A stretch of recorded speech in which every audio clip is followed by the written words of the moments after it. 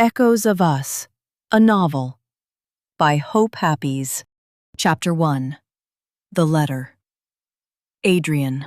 The letter arrived on a Tuesday, which was the kind of day that didn't bother announcing itself. Adrian Harrow had a theory about Tuesdays, not one he'd ever written down, because some observations were too bleak to dignify with a sentence, which was that they existed primarily to demonstrate how much of a life could pass without incident. Mondays, at least, had the decency to feel like a beginning. Fridays made promises. But Tuesdays arrived like a clerk entering a room to update a ledger, dutiful, unremarkable, and already halfway out the door. He was standing at his kitchen counter in the gray light of a late October afternoon, watching the kettle and not thinking about anything in particular, which was its own kind of discipline. The apartment was 400 square feet of considered silence, floor-to-ceiling bookshelves along the east wall, a writing desk positioned to face the middle distance, and a window overlooking a courtyard where a single ginkgo tree was dropping its yellow leaves with metronomic indifference. He had chosen the apartment for its quietness and stayed for the same reason, which he understood, on honest days, was not a reason, but an avoidance dressed in architectural terms. The air smelled of stale Earl Grey and the faint metallic tick of the radiator, which had been making that sound for 3 winters without anything being done about it. He had grown to find it companionable. It was one of the few things in his life that reliably announced its own presence. He was 32 years old, wearing the charcoal wool sweater with the thinning elbows that he'd owned since graduate school. It was slightly scratchy at the back of his neck, a minor physical annoyance that reminded him, on days when he needed reminding, that he was still made of flesh and nerve, rather than ink and careful argument. He was, by most measurable standards, successful. His essays appeared in the journals that other essayists read, with the particular combination of admiration and surveillance that constituted literary attention. His work was praised for its unflinching eye, a phrase he'd come to regard with the same wariness he reserved for most compliments, not because it was inaccurate, but because it was a verdict pretending to be a gift. An unflinching eye was an eye that didn't look away. Nobody had ever praised him for being inside something. The kettle peaked, and he reached past the stack of mail to turn it off. He hadn't looked at the mail yet. He pulled the stack toward him now and sorted through it with one hand while he poured hot water over the tea bag with the other. A dry cleaning coupon, the electric bill in its windowed envelope, a glossy flyer for a Tuscan vacation whose terrace had been professionally photographed to manufacture longing. The usual Tuesday archaeology. He was setting them in a row on the laminate counter, keep, ignore, discard, when his hand reached the envelope at the bottom, and stopped. It was not like the others. He noticed it the way you notice a stone of different weight when your hand expects them all to be the same. The paper was cream-colored and thick, with a quality of opinion about it, the kind of paper that cost enough to carry the implication that whatever was inside mattered. It felt warm, marginally, almost imperceptibly, though he couldn't have said whether this was a quality of the stock or something he was attributing to it, and he didn't examine the distinction. His name on the front, Adrian Harrow. The ink was midnight blue and had dried slightly raised from the paper's surface, as though pressed with intention rather than habit. The handwriting was precise and unhurried, the hand of someone who had not considered this a task to complete, but a communication to make. He turned it over. The seal bore a small wax impression he couldn't quite identify, something botanical or perhaps architectural, a motif too small to resolve in the apartment's gray afternoon light. He didn't open it immediately. This was a quality that people who knew him found either contemplative or maddening, depending on their relationship to waiting.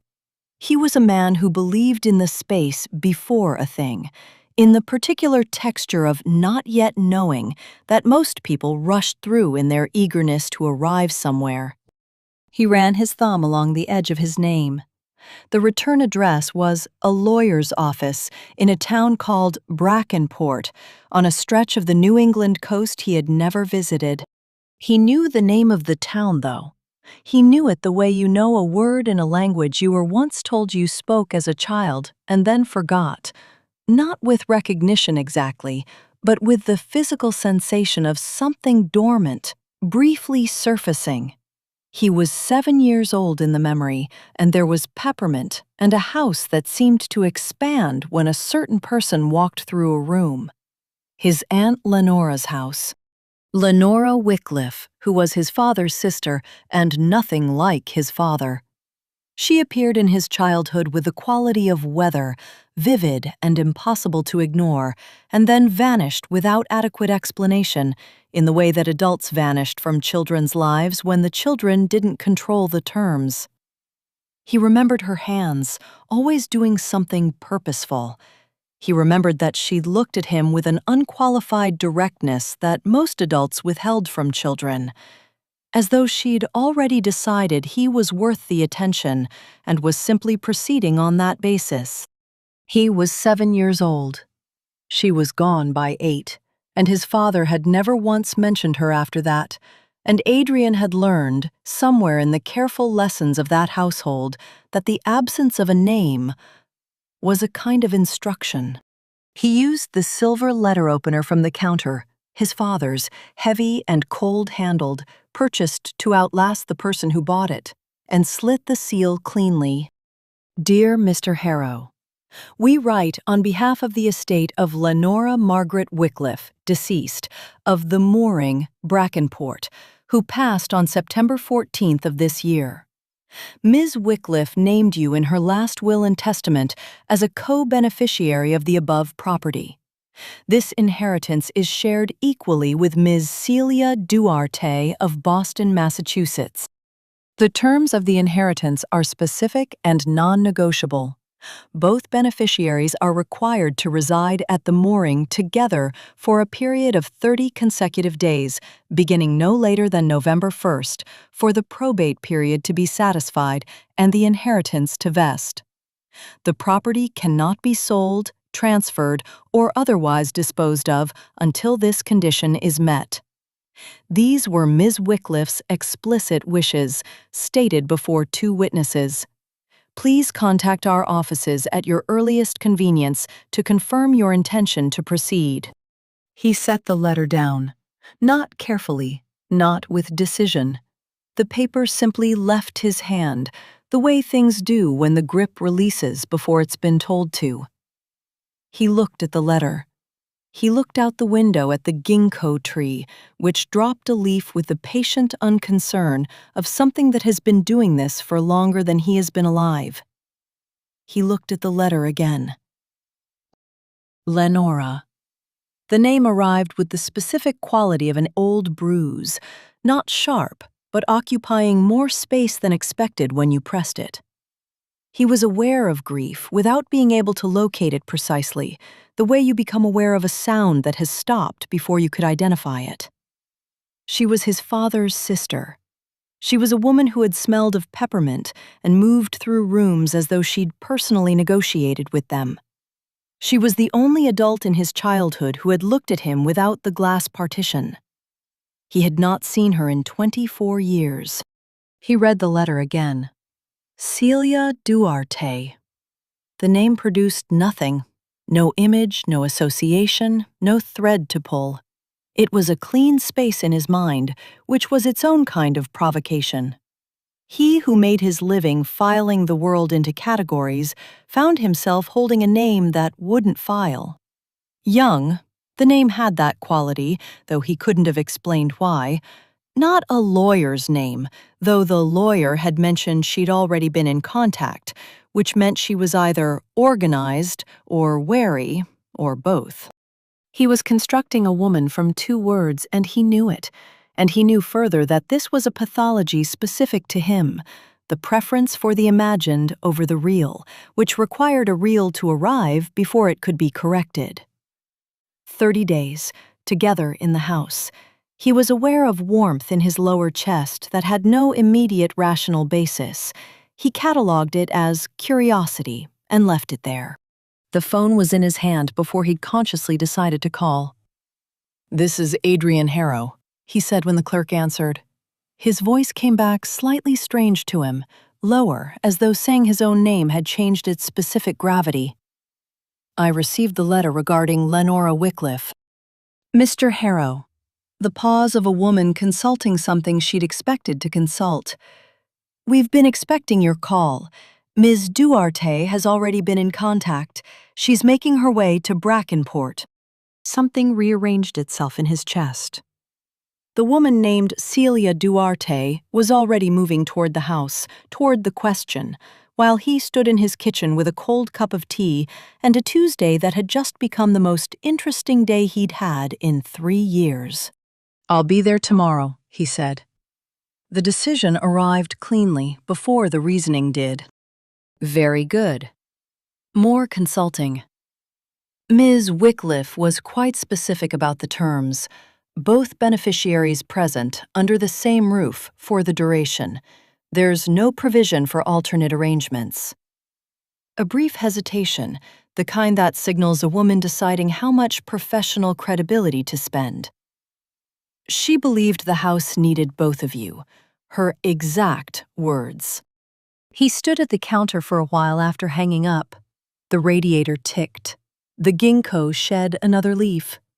He'd lived here 5 years, and he'd arranged the desk 3 times, and the lamp exactly once, and each rearrangement had been performed in the name of better light or better thinking. And none of those things were false, but none of them were entirely the point either. The point was that a silence could be perfected to the degree that it stopped feeling like a condition and started feeling like an identity, and that the difference between those two things only became visible when something arrived to disturb it. He went to the bathroom and looked in the mirror. Dark-eyed, slightly underslept, a man who had been in a room long enough to start resembling it.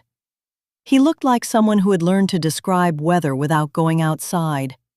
He looked, he thought, like a man who was about to go outside. He went to the bedroom and pulled the suitcase from the back of the closet. It had a fine layer of dust on it, which he wiped off without ceremony. He set it open on the bed and began, with the specific deliberateness of a person who understands that packing is a form of argument about priorities, to fill it. Journals first, 3 of them, the current one barely a quarter used. Pens, the books he was mid-sentence in. Then clothes, without ceremony, the other charcoal sweater, shirts, the heavy coat he'd been meaning to have cleaned. He moved through the apartment's small geography, kitchen, study, bathroom, turning things off, unplugging things, performing the institutional rites of departure with a speed that was not characteristic of him, and which he noticed without trying to interpret. He was packed in 40 minutes. He was out the door in 45. He locked it behind him and stood for one moment in the hallway, suitcase at his side, the cold draft from the stairwell moving against his ankles. He did not look back at the door. Through the thin gap at its base, just visible in the low light from the kitchen window he'd left burning, the silver letter opener on the counter. His father's object, cold-handled and permanent, designed to outlast the hands that held it. He had left it there on purpose. He wasn't entirely sure yet what the purpose was, except that it felt important, in a way he couldn't yet articulate, to arrive somewhere new, without carrying everything that was heavy. The door was closed. The hallway was empty. The radiator, dimly audible through the wall, gave one last faithful tick, and then Adrian Harrow picked up his suitcase and went down the stairs, toward the coast.